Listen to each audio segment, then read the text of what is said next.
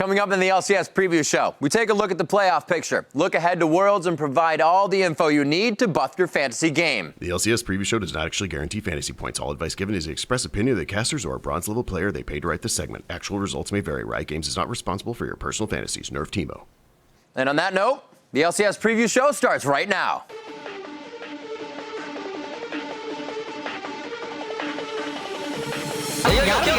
Kill. One shot can kill a few. That's what he needed. And here it comes. A quadra kill from Sneaky. What an insane fight. Kobe, don't chase. Okay.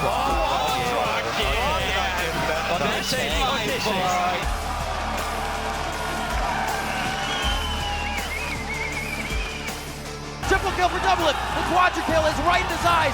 And he completely zeroes him out for the quadra kill retribution takedown. That's the quadra. He's looking for 5. He gets it. That's a pentakill. Reckless with a pentakill in the summer split. And Reckless has just been part of everything here. Welcome to the LCS preview show, everyone. I am Rivington Bism III, and it's good to be out on the prow of this ship that is the League Championship Series, along with my own Kate Winslet, Mr. Joshua Jet Leesman. You might want to rethink that metaphor, but it's good to be here. Yeah, either way, my heart will go on, Jet. Yeah.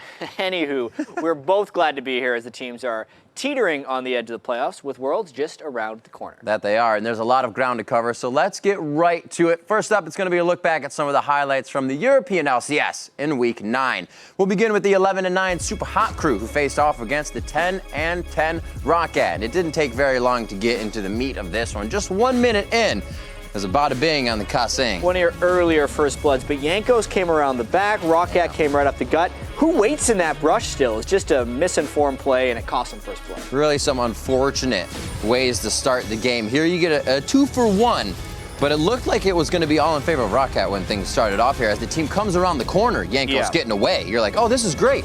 Rocket was really hoping to come back in the game right here because you can see they're down about 6,000 gold, but just the way the fight ended up crumbling. Yes, they picked up Kasing, but he's just a Thresh support. The 2 kills were much more important, and they take this for the victory. Selfie always coming up big in the late game, really helping Super Hot crew to come up big, and a double kill on Orianna 23 minutes in is only an item threshold she loves to hit. Next up, we're looking at Gambit versus Alliance. Diamond returning on Rengar this time. Shook on the Riven. Yeah, this was a nice style pick by Shook. Even though he did it 2 times this week, just kind of pulling out the new jungler against Diamond, the guy who usually used to innovate the jungle. Added insult to injury here. Diamond goes in when he shouldn't have. Another one. They see the tidal wave views and they feel the waters are safe to dive in. Yeah, definitely not. And Rengar can see everyone. That's why that was so perplexing by Diamond. And just look, this is how it feels. It feels good to be that fed on Riven. Shook had some great games in the EU LCS on that channel. Takes the Syndra ult just because he can. Alliance crushed. Yeah, crushed and broke their losing streak thanks to Shook coming up huge. Everybody in All-Star on that team coming up towards the end of the split. Up next, Copenhagen Wolves and their 2 new members went up against SK Gaming. Familiar face there. I recognize Broken Shard. He was in the NALCS earlier this split, but this early gank looked very good for SK early on, but Broken Shard had other things in mind. He's the guy that never gives up. The odds look against him, but there is still a kill in his eyes. Here comes the artillery fire from Xerath, but wait, here comes a shield that he knew in the communication he was going to get. Just an absurd amount of damage by the 2 new guys on the team get spiked down there, and Woolite, Copenhagen Wolves always has good AD carry. These are some of my favorite plays, where the Tristana just gets to run around and say, king me, where's my resets?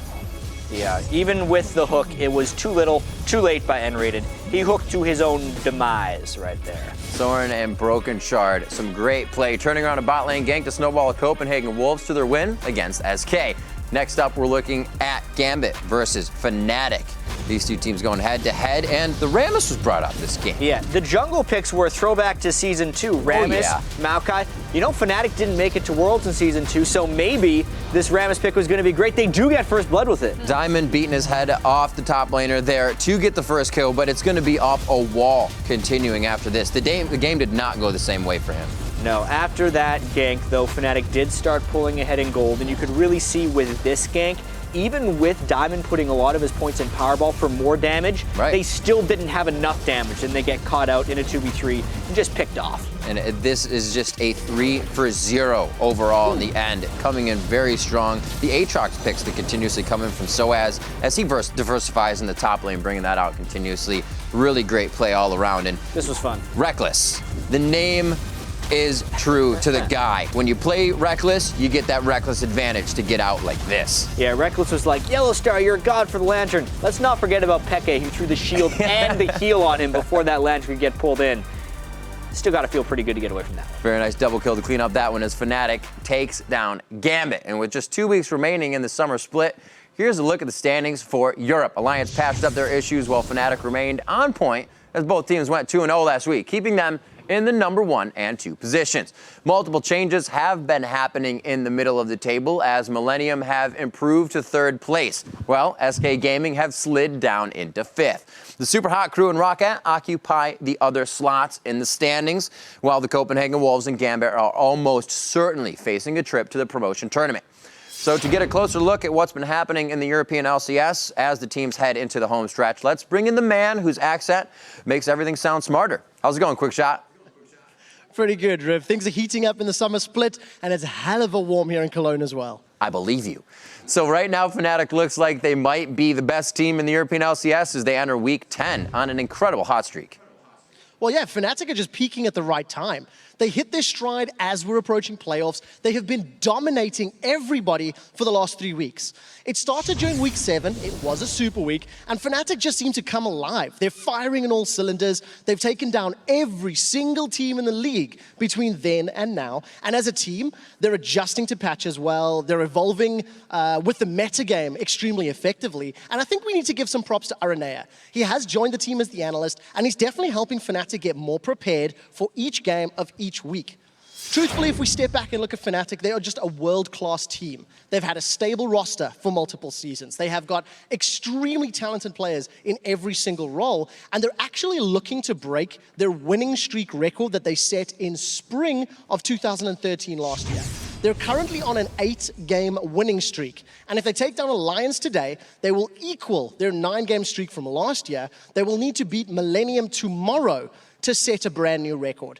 But regardless of that, whether or not Fnatic actually set that record, they already have 3 LCS titles secured under their belt. They've set their eyes on Gamescom on the summer split to look to make it a quadra, and I'm not sure if anybody can stop them. And a big part of Fnatic's recent success have been the play of their bot lane. Last week, Reckless has completely wrecked the Copenhagen Wolves, going 18-0-3 on Vayne.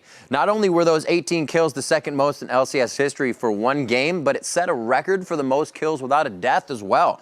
In addition to his perfect performance, Reckless also joined one of the most exclusive clubs in the LCS, the Penta Club. Now that his dues have been paid with a Penta kill against the Wolves, he joins the ranks of Wild Turtle, Bjergsen, Alex Each, Kopp, Shifter, and Alltech as the only players to score a Penta in the regular season LCS match. So that was the past. And this week, Reckless and Fnatic will try to take back a share of first place from Froggen and Alliance in our BF Game of the Week. Oh, it definitely is a big game, and it is for multiple reasons. I want to start with Alliance, because they're the team that's desperately trying to be the first team that is not named Fnatic to actually win a split. Undoubtedly, Fnatic are kings of Europe, and it is Alliance that's looking to dethrone them. Today's match would not only be a victory against Fnatic for Alliance, but it would also further the distance in the tables. Alliance would actually own the head-to-head 3-1 in the eventuality of any of those tiebreaker scenarios that we know and love here in Europe. But on the other side of the coin, a win for Fnatic would tie that head-to-head up. It would give Reckless and crew a share of first place for the first time all split. Fnatic have not been in first at all, and that tied head-to-head would allow Fnatic to set up a tiebreaker match if it was needed at the end of the next Super Week. Anyways, I want to look back at the last 3 games that these teams have played in the summer splits. And if you compare their KDAs, things are very close, with Fnatic having a slight edge, 3.93 to 3.28. Don't forget that Fnatic gifted Alliance a win with that very bad call in the base race all the way back in Week 4. And then just something else that I do find interesting is that 8-game winning streak we talked about.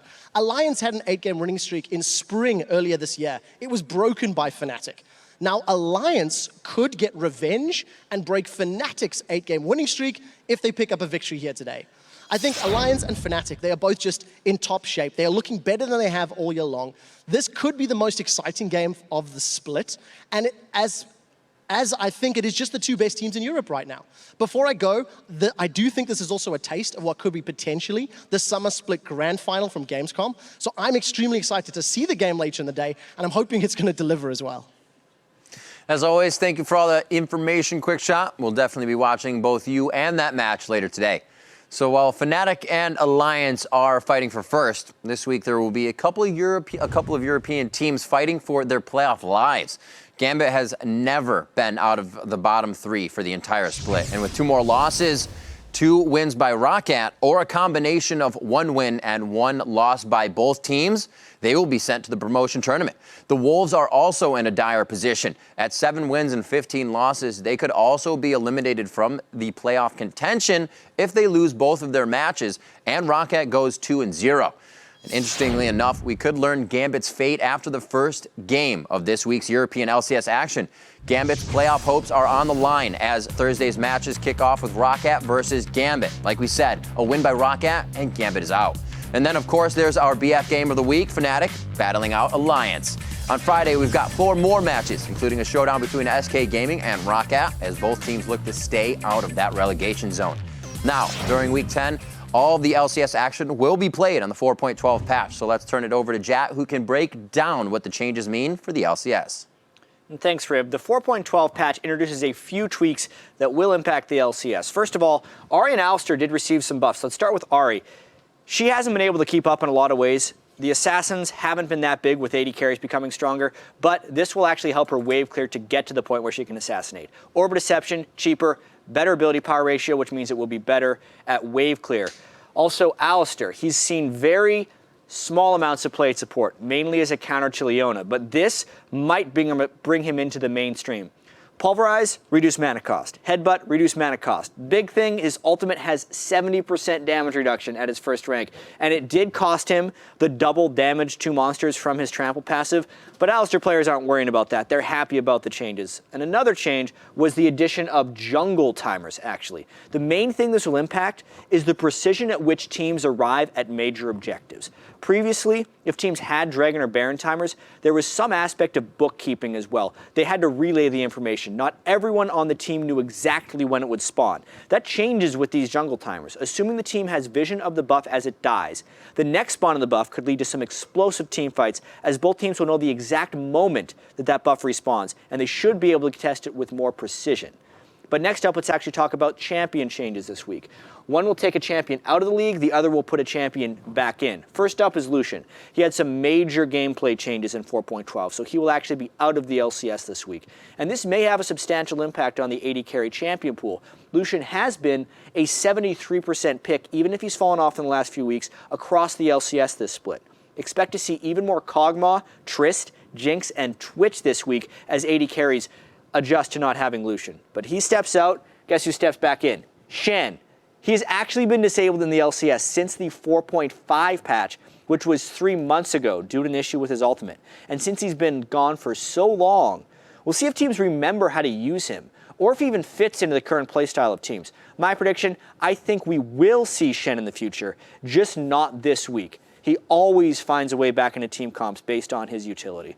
But let's actually turn from the patch to the Fantasy LCS. Studs, duds, sleepers, and alerts coming out of Week 9 and Week 10. First, though, let's take a look at the studs. Creaton, 71 points. This guy has been a top performer all split, as has Reckless, and nothing was different last week with that Pinnacle. 64 points is actually low when you consider how many he had in that first game. Also, Quas, big performance. Top laners do not score huge amounts of points often. 62 points is huge considering he was only estimated for 27.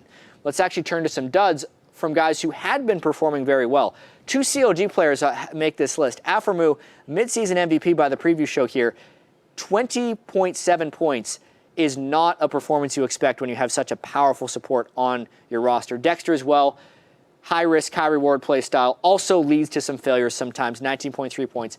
And Dyrus, the pillar of consistency for TSM, falls flat here, only getting 16.7 points.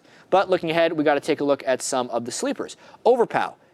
Rocket had a tough week 9, losing both games, but the team has been surging, and Overpow should be a solid pick in points as they face Gambit and SK. SK's on a slide, remember. The Super Hot crew as well has the same competition. Mr. Rowlitz is a strong pickup because he pretty much always gets decent points as AD carries, even more so against this competition.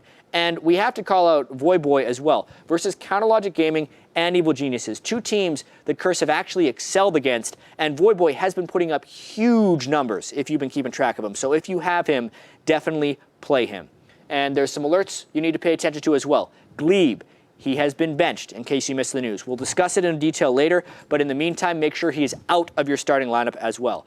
Cutie Pie, he's playing a red hot Cloud9 and a Complexity team that he's actually done really poorly against. Against Complexity, Cutie Pie has twice as many deaths as he does kills. Does not translate well into fantasy. And N-Rated is on SK right now, who is in a slide, plus support players with losing teams generally just have really poor performances. But with those fantasy tips in mind, it should improve your week drastically in the standings, because that's the important thing about the... Whoa. Now wait just a second, Jet. Isn't there a matter of the bet from last week that we need to settle? Yeah, maybe there is, Claky D. I'm not quite sure what you're referring to. The bet where I was right because Curse did so well in fantasy. No, I mean the bet where I was right. And this time, 56% of the tweets out there backed me up. Ooh, look at you with the numbers. 56% of the tweets. Who cares about the numbers of when Curse had more points? Ooh. That music is lovely, by the way. It really helps. Anyway, I did not forget about this. Let it be said, slow down, Jack. Claky, Let's slow down. that I am a man of my word. You know, you better be happy about this because you look good. I did actually win the bet, I would have to say. And for some reason, the previous show staff thought the tweets should be open until yesterday, when really the only people getting tweets were all the people you went around to were like, let's vote for Claky D, let's make Jet wear this shirt. Anyway, there it is. Yes, just one step closer to world domination. Goodbye, Claky. Now, it's time to go behind the scenes and hear what the players wish you couldn't hear until now. That's right, it's time for All Chat.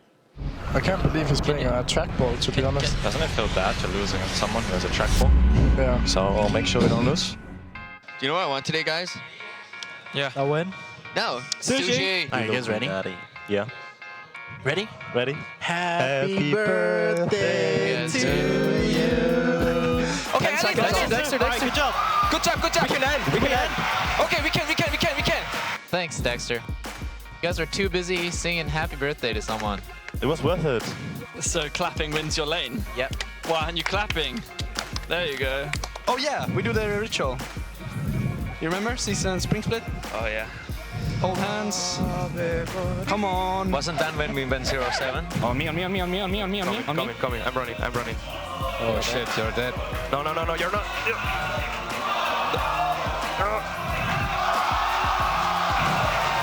Yellow man, what a god. What is true power?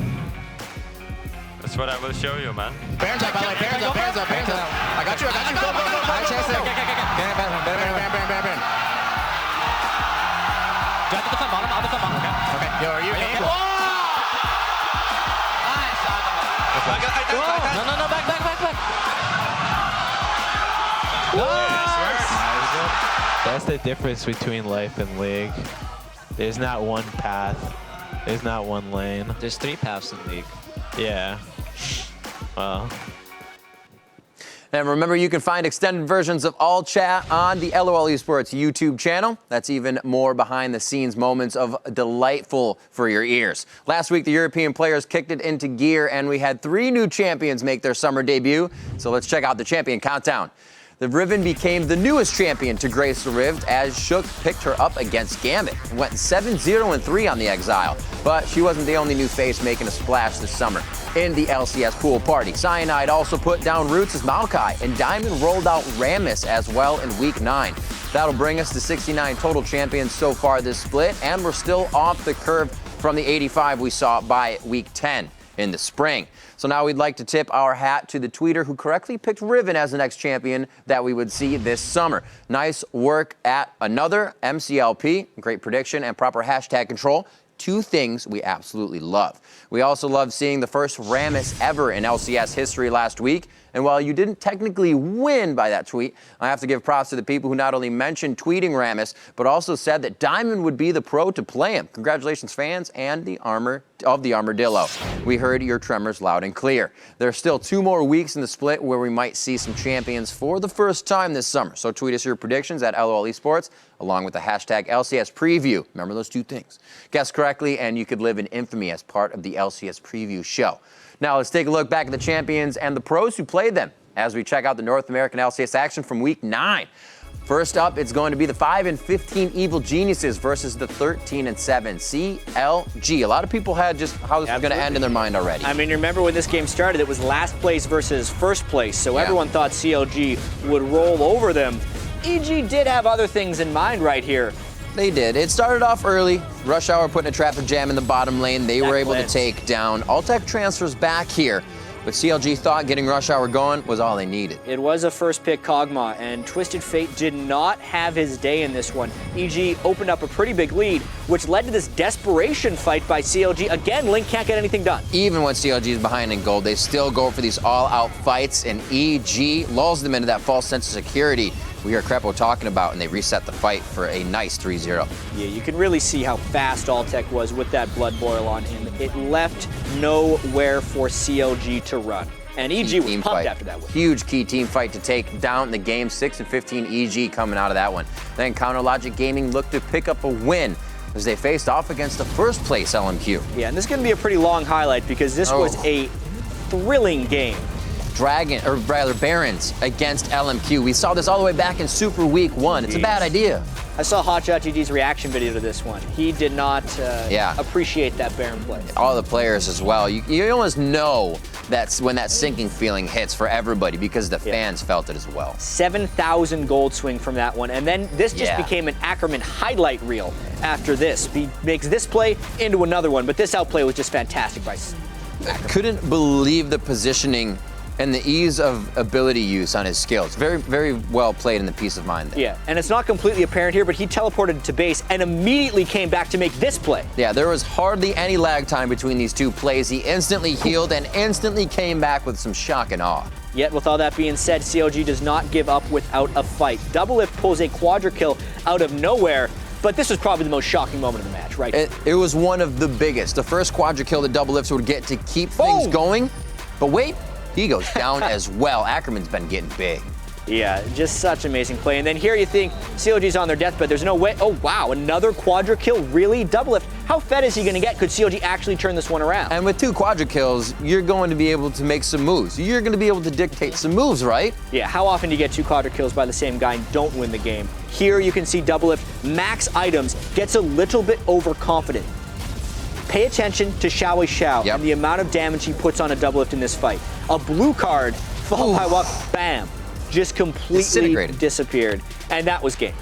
An easy push through after that for LMQ to take the game. CLG struggling a bit last week. We'll see if they can pull it around coming up in Week 10. And here are where the teams in North America currently stand at the start of Week 10. LMQ has surged ahead of the pack and now hold a comfortable 2-game lead in first place. Yeah, but right behind them, we have 3 teams knotted up for second as Cloud9, CLG, and TSM all have matching records, with Dignitas just 1 win behind them. And earlier this week, Team Solomid announced that they were making a roster change, replacing Glebe in the support role with Lustboy, formerly of South Korea's CJ Entis Blaze. Yeah, and this is a huge risk for TSM, as there is only 2 weeks left before the playoffs. Clearly, TSM thought they were vulnerable with Glebe at support and needed change quickly. You only replace a player with 2 weeks left in the season if you are in desperation mode. But with that being said, they picked a veteran with a pedigree of success to add to their roster. If TSM were to have done this at the beginning or even the middle of the season, it would be looked at as a fantastic move. But now it's a gamble, and it could pay off with a trip to Worlds, or it could fall apart with a poor showing at the North American playoffs. And while Team Solomid is reloading for their playoff run, as we saw in last week's highlights, CLG shot blanks. They have dropped into the second place pack where they currently are tied with Cloud9 and TSM for an all-important playoff bye. Yeah, and out of the 3 teams vying for the second playoff bye, I do believe there is a stronger contender. But before we choose one, let's first take a look at some of the facts. Each one of these teams hold a winning record over one of the others. Cloud9 owns record over CLG, CLG over TSM, and then TSM actually owns it over Cloud9. So the next 2 weeks won't just be about securing wins for these teams, but securing the head-to-head tiebreaker advantages or eliminating them against their rivals. So which of these teams is the strongest? First, we need to take a look at TSM. As we just discussed, they have added Lustboy as their new support. If we look at history, mid-season support changes have paid dividends in the past. In 2013, Bloodwater joined Vulcan to much success, and Daydreamin joined what was then known as GGU, and they went all the way to second place in the playoffs. However, there are only 2 weeks left in the season. Add that to the fact that TSM is only 3-9 against the top 5 teams in NA, and they're the least likely, I think, to finish second. Now, on to CLG. Besides having one of the best supports in the game, Counterlogic Gaming has one other advantage over TSM.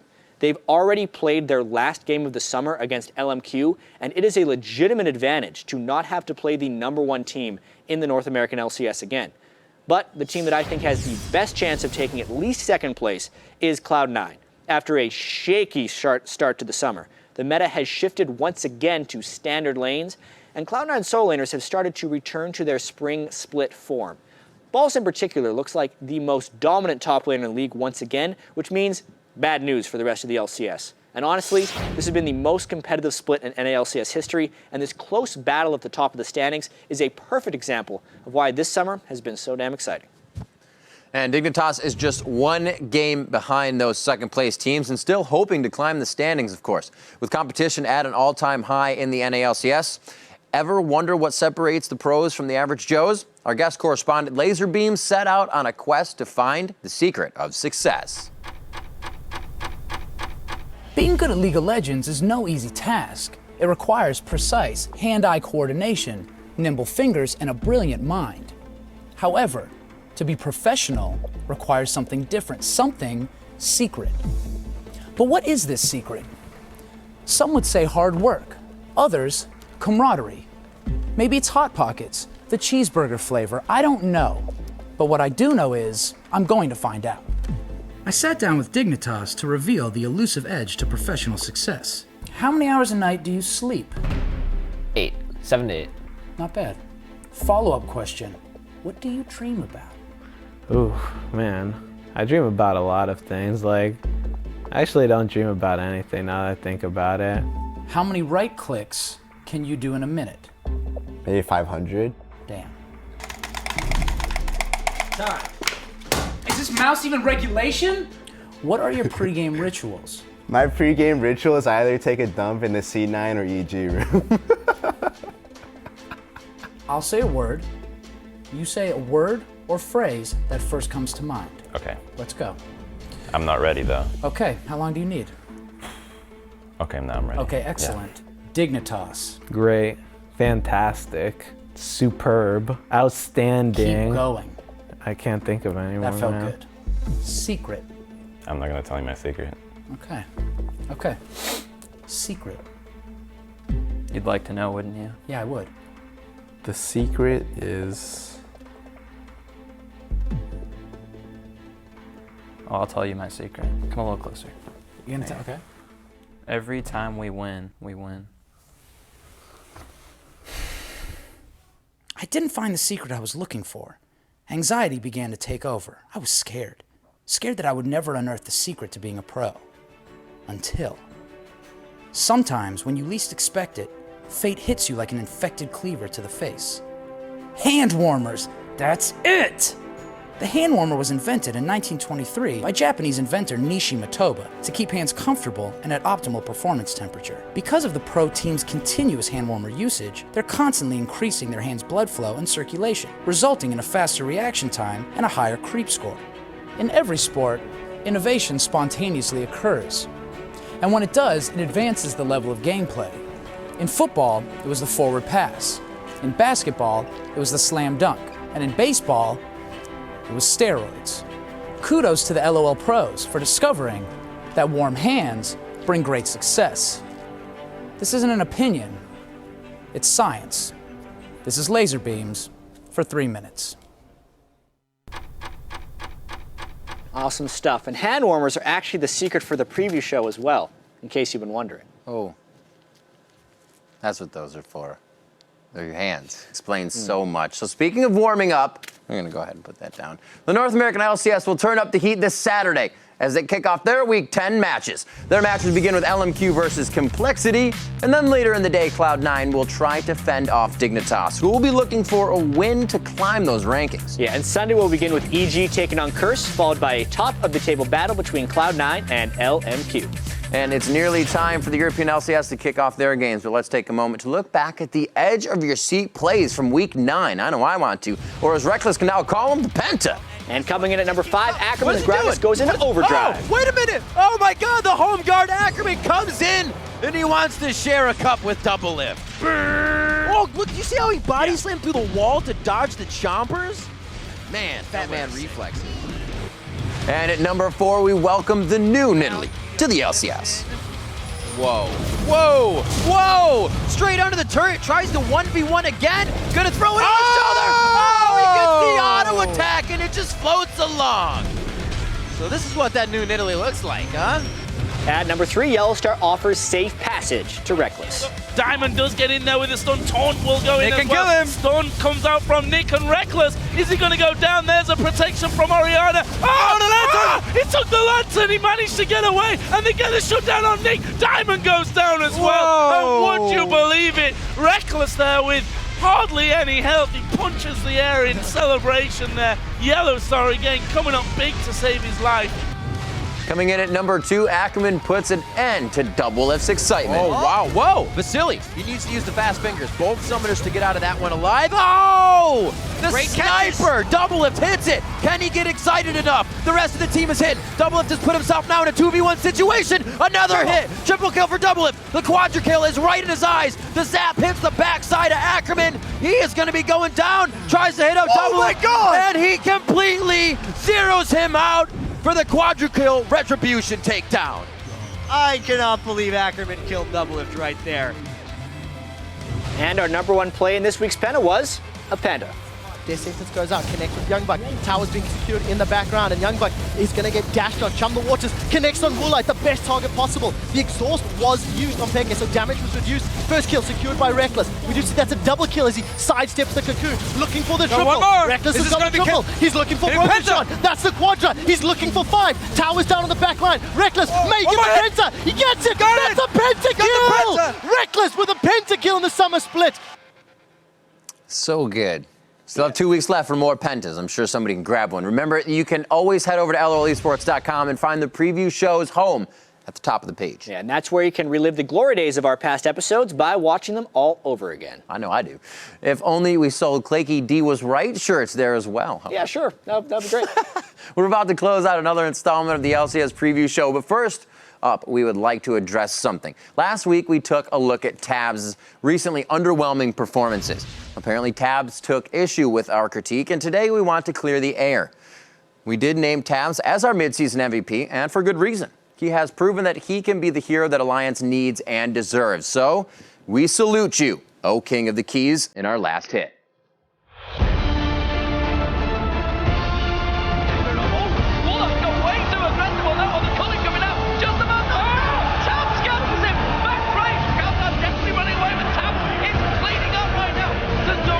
But that was a great catch by Tabs.